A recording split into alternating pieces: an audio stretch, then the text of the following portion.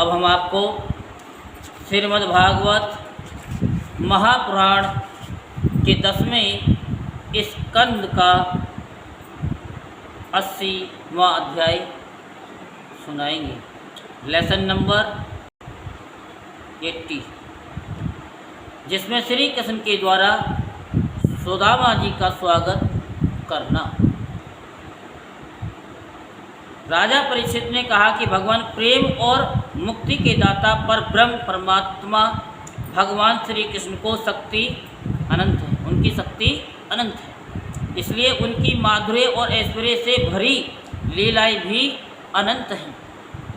अब हम उनकी दूसरी लीलाएं, जिनका वर्णन आपने अब तक नहीं किया है, सुनना चाहते हैं। ब्राह्मण, ये जीव विषय सुख को खोजते खोजते अत्यंत दुखी हो गया है। किसको? सुख को खोजते खोजते अत्यंत दुखी हो गया, क्योंकि हम सुख को ढूंढेंगे तो दुखी होंगे और दुख को ढूंढेंगे तो सुखी होंगे। वे बाण की तरह इसके चित्त में चुभते रहते हैं। ऐसी स्थिति में ऐसा कौन सा रसिक रस का विषयक पुरुष होगा जो बार बार पवित्र कीर्ति भगवान श्री कृष्ण की मंगलमय लीलाओं का श्रवण करके भी उनसे विमुख होना चाहेगा। जो वाणी भगवान के गुणों का गान करती है वही सच्ची वाणी है। वे ही सच्चे हाथ हैं जो भगवान की सेवा के लिए काम करते हैं। वही मन सच्चा मन है जो चराचर प्राणियों में निवास करने वाले भगवान का स्मरण करता है। और वे ही कान वास्तव में कान कहने के योग्य हैं जो भगवान की पुण्यमयी कथाओं का श्रवण करते हैं। वही सिर है जो चराचर जगत को भगवान की चल अचल प्रतिमा समझकर नमस्कार करता है। और जो सर्वत्र भगवत विग्रह का दर्शन करते हैं वे ही नेत्र वास्तव में नेत्र हैं। शरीर के भी जो अंग भगवान और उनके भक्तों के चरणोदक का सेवन करते हैं वे ही अंग वास्तव में अंग हैं। सच पूछिए तो उन्हीं का होना सफल है। किन लोगों का? जो कथा तक चल करके कथा श्रवण करें, उनके पैर वही सार्थक हैं, अन्यथा वो पैर नहीं है। तो सूत जी कहते हैं कि शौनकादि ऋषियों, जब राजा परीक्षित ने इस प्रकार क्वेश्चन किया तब भगवान श्री सुखदेव जी का हृदय भगवान श्री कृष्ण में ही तल्लीन हो गया। उन्होंने परीक्षित से इस प्रकार कहा। श्री सुखदेव जी ने कहा कि परीक्षित, एक ब्राह्मण भगवान श्री कृष्ण के परम मित्र थे। मित्र और फ्रेंड में जमीन आसमान का अंतर है। मित्र जो होता है जो अपने मित्र के बुरे वक्त में काम आए उसको मित्र कहते हैं। और फ्रेंड जो होते हैं वो क्या होते हैं कि उनके सुख में तो साथ रहते हैं और जरा सा दुख आया तो उनसे दूर हट जाते हैं, वो फ्रेंड हैं। आजकल के तो सारे फ्रेंड हैं, मित्र नहीं हैं। तो बड़े ब्रह्मज्ञानी विषयों से विरक्त, शांत चित्त और जितेंद्रिय थे। वे ग्रस्त होने पर भी किसी प्रकार का संग्रह परिग्रह न रखकर प्रारब्ध के अनुसार जो कुछ मिल जाता उसी में संतुष्ट रहते थे। उनके वस्त्र तो फटे पुराने ही थे। उनकी पत्नी भी वैसी ही थी। वह भी अपने पति के समान ही भूख से दुबली हो रही थी। एक दिन दरिद्रता की प्रतिमूर्ति दुखनी पतिव्रता भूख के मारे कांपती हुई अपने पतिदेव के पास गई और मुरझाए हुए मुँह से बोली कि भगवान साक्षात लक्ष्मीपति भगवान श्री कृष्ण आपके सखा हैं। वे भक्त वात्सल कल्पतरु, शरणागत वत्सल और ब्राह्मणों के परम भक्त हैं। तो वो अपने लिए नहीं गई थी सुदामा जी पर, क्योंकि उनके बच्चे जो थे भूख के मारे तड़प रहे थे, जिन्होंने महीने भर से कुछ नहीं खाया था, केवल पानी पी पी करके ही जीवित रहे, और उनके प्राण पखेरु उड़ने वाले ही थे। तब एक माँ जो होती है, उन्होंने कहा कि आपके तो मित्र भगवान हैं, और वो भी भगवान ऐसे हैं कि ब्राह्मणों के परम प्रिय हैं।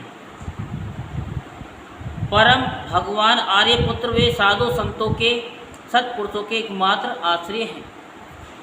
आप उनके पास जाइए। जब वे जानेंगे कि आप कुटुंबी हैं और अन्न के बिना दुखी हो रहे हैं, तो वे आपको बहुत सा धन देंगे। क्योंकि सुशीला जी जानती हैं कि भगवान के पास मांगने की जरूरत नहीं है, लेकिन जब भगवान के सामने जाएंगे ना, तो उनके सामने सारी पिक्चर चली जाएगी कि ये किस स्थिति में है, इनका परिवार। जब तक इंसान सामने नहीं जाएगा तो क्या पता चलेगा। तो आजकल वे भोज, वृष्णि और अंधकवंशी यादवों के स्वामी के रूप में द्वारिका में ही निवास कर रहे हैं, और इतने उदार हैं कि जो उनके चरण कमलों का स्मरण करते हैं, उन प्रेमी भक्तों को वे अपने आप तक का दान कर डालते हैं।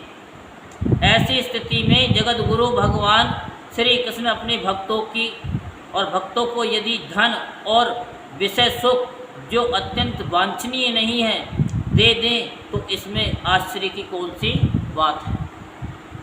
इस प्रकार जब उन ब्राह्मण देवता की पत्नी ने अपने पति देव से कई बार बड़ी नम्रता से प्रार्थना की, तब उन्होंने सोचा कि धन की तो कोई बात नहीं है, परंतु भगवान श्री कृष्ण का दर्शन हो जाएगा। भाव क्या है कि भगवान का दर्शन हो जाएगा। यही विचार करके उन्होंने जाने का निश्चय किया और अपनी पत्नी से बोले, कल्याणी, घर में कुछ भेंट देने योग्य वस्तु भी है क्या? यदि हो तो दे दो, क्योंकि मित्र के घर खाली तो जाना नहीं चाहिए। यही आपको बताया था कि भगवान के घर, ब्राह्मण के घर, और एक घर और बताया था, है? हाँ, खाली कभी नहीं जाना चाहिए। तब उस ब्राह्मणी ने पास पड़ोस के ब्राह्मणों के घर से 4 मुट्ठी चिवड़े मांगकर एक कपड़े में बांध दी और भगवान को भेंट देने के लिए अपने पति देव को दे दिए। इसके बाद वे ब्राह्मण देवता उन चिवड़ों को लेकर द्वारका के लिए चल पड़े, भगवान का भजन गाते हुए।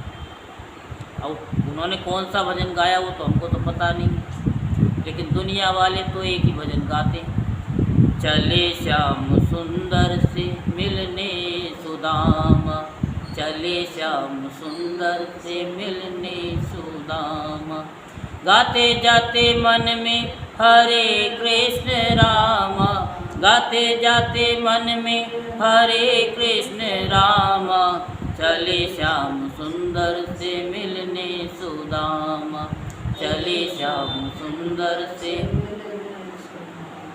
तो इस तरह भगवान का वो भजन गाते हुए जा रहे हैं, गाते हुए जा रहे हैं। अब दुबले तो हैं ही, सुनाएंगे फिर कभी, अब तो पढ़ के ही सुना देते हैं। वे मार्ग में ये सोचते जाते कि मुझे भगवान श्री कृष्ण दर्शन कैसे प्राप्त होंगे।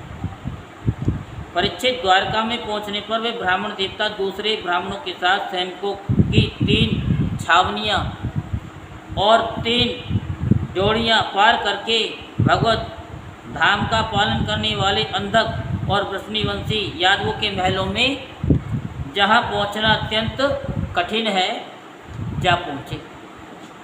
उनके बीच भगवान श्री कृष्ण की 16,000 रानियों के महल थे। उनमें से एक में उन ब्राह्मण देवता ने प्रवेश किया वह महल खूब सजा सजाया अत्यंत शोभायुक्त था। उसमें प्रवेश करते समय उन्हें ऐसा मालूम हुआ कि मानो वे ब्रह्मानंद के समुद्र में डूब उतरा रहे हों। उस समय भगवान श्री कृष्ण अपनी प्राण प्रिया रुक्मिणी के पलंग पर विराजमान थे। ब्राह्मण देवता को दूर से ही देखकर वह सहसा उठ खड़े हुए और उनके पास आकर बड़े आनंद से उन्हें अपनी भुजा पास में बांध लिया। परीक्षित परमानंद स्वरूप भगवान अपने प्यारे सखा ब्राह्मण देवता के अंग स्पर्श से अत्यंत आनंदित हुए। उनके कमल के समान कोमल नेत्रों से प्रेम के आंसू बरसने लगे। परीक्षित कुछ समय के बाद भगवान श्री कृष्ण ने उन्हें ले जाकर अपने पलंग पर बैठा दिया और स्वयं पूजन की सामग्री लाकर उनकी पूजा की।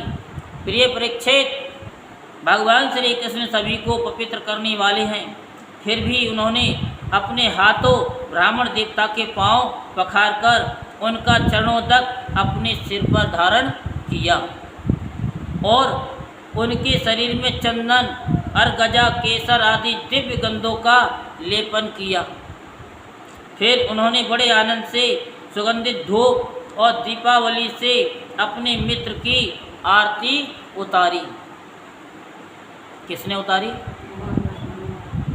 इस प्रकार पूजा करके पान एवं गाय देकर मधुर वचनों से भले पदार्थ ऐसा कहकर उनका स्वागत किया। ब्राह्मण देवता फटे पुराने वस्त्र पहने हुए थे, शरीर अत्यंत मलिन और दुर्बल था, देह की सारी नसें दिखाई पड़ती थी। स्वयं भगवती रुक्मिणी जी चमर दुलार कर उनकी सेवा करने लगी। अंतःपुर की स्त्रियां ये देखकर अत्यंत विस्मित हो गईं कि पवित्र कीर्ति भगवान श्री कृष्ण अतिशय प्रेम से इस मैले कुचेले अवधूत ब्राह्मण की पूजा कर रहे हैं। वे आपस में कहने लगी, इस नंग धड़ंग निर्धन, निंदनीय और निकृष्ट भिखमंगे ने ऐसा कौन सा पुण्य किया है जिससे त्रिलोकी गुरु श्रीनिवास श्री कृष्ण स्वयं इसका आदर सत्कार कर रहे हैं। देखो तो सही, इन्होंने अपने पलंग पर सेवा करती हुई स्वयं लक्ष्मी रूपणी रुक्मिणी जी को छोड़कर इस ब्राह्मण को अपने बड़े भाई बलराम जी के समान हृदय से लगाया है। प्रिय परीक्षित, भगवान श्री कृष्ण और वे ब्राह्मण दोनों एक दूसरे का हाथ पकड़कर अपने पूर्व जीवन की उन आनंददायक घटनाओं का स्मरण और वर्णन करने लगे जो गुरुकुल में रहते समय घटित हुई थी। भगवान श्री कृष्ण ने कहा कि धर्म के मर्मज्ञ ब्राह्मण दे गुरु दक्षिणा देकर जब आप गुरुकुल से लौट आए तब आपने अपने अनुरूप स्त्री से विवाह किया था या नहीं? किया या नहीं? मैं जानता हूं कि आपका चित्त गृहस्थी में रहने पर भी प्राय विषय भोगों में आसक्त नहीं है। ये भी मुझे मालूम है कि धन आदि में भी आपकी कोई प्रीति नहीं है। जगत में बिरले ही लोग ऐसे होते हैं जो भगवान की माया से निर्मित विषय संबंधी वासनाओं का त्याग कर देते हैं और चित्त में विषयों की तनिक भी वासना न रहने पर भी मेरे समान केवल लोक शिक्षा के लिए कर्म करते रहते हैं। ब्राह्मण शिरोमणि, क्या आपको उस समय की बात याद है जब हम दोनों एक साथ गुरुकुल में निवास करते थे? सचमुच गुरुकुल में ही द्विजातियों को अपने ज्ञातव्य वस्तु का ज्ञान होता है, जिसके द्वारा वे अज्ञान अंधकार से पार हो जाते हैं। मित्र, इस संसार में शरीर का कारण जन्मदाता पिता प्रथम गुरु है। प्रथम गुरु पिता है। इसके बाद उपनयन संस्कार करके सत्कर्मों की शिक्षा देने वाला दूसरा गुरु है, वह मेरे ही समान पूज्य है। तदंतर ज्ञानोपदेश करके परमात्मा को प्राप्त कराने वाला गुरु तो मेरा स्वरूप ही है। वर्णाश्रमियों के ये 3 गुरु होते हैं। मेरे प्यारे मित्र, गुरु के स्वरूप में स्वयं मैं ही हूँ। किसके रूप में? स्वयं भगवान।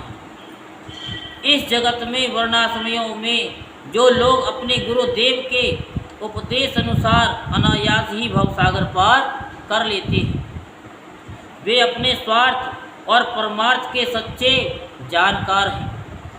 प्रिय मित्र हैं, मैं सबका आत्मा हूँ, सबके हृदय में अंतर्यामी रूप से विराजमान हूँ। मैं गृहस्थ के धर्म, 5 महायज्ञ आदि से, ब्रह्मचारी के धर्म, उपनयन, वेदा अध्ययन आदि से, वानप्रस्थी के धर्म, तपस्या से और सब ओर से उपरत हो जाना, इस सन्यासी के धर्म से भी उतना संतुष्ट नहीं होता जितना गुरुदेव की सेवा सुश्रुता से संतुष्ट होता हूँ। ब्रह्मन, जिस समय हम लोग गुरुकुल में निवास कर रहे थे, उस समय की वह बात आपको याद है क्या? जब हम दोनों को एक दिन हमारी गुरु पत्नी ने ईंधन लाने के लिए जंगल में भेजा था। उस समय हम लोग एक घोर जंगल में गए हुए थे और बिना ऋतु के ही बड़ा भयंकर आंधी तूफान पानी आ गया था। आकाश में बिजली कड़कने लगी थी। तब तक सूर्य अस्त हो गया था।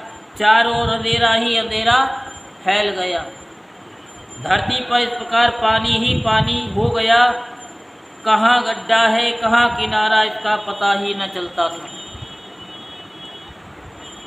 वहाँ वर्षा क्या थी, एक छोटा मोटा प्रलय ही था। आंधी के झटकों और वर्षा की बौछारों से हम लोगों को बड़ी पीड़ा हुई। दिशा का ज्ञान न रहा। हम लोग अत्यंत आतुर हो गए और एक दूसरे का हाथ पकड़कर जंगल में इधर उधर भटक रहे थे।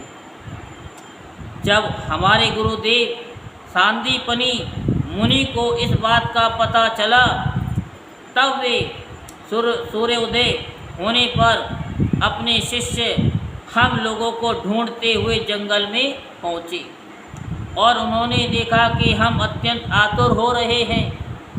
वे कहने लगे, आश्चर्य है पुत्रों, तुम लोगों ने हमारे लिए अत्यंत कष्ट उठाया है। सभी प्राणियों को अपना शरीर सबसे अधिक प्रिय होता है, परंतु तुम दोनों उसकी भी परवाह न करके हमारी सेवा में ही संलग्न रहे। गुरु के ऋण से मुक्त होने के लिए सत शिष्यों का इतना ही कर्तव्य है कि वे विशुद्ध भाव से अपना सब कुछ और शरीर भी गुरुदेव की सेवा में समर्पित कर दें। द्विज शिरोमणियों, मैं तुम लोगों से अत्यंत प्रसन्न हूँ।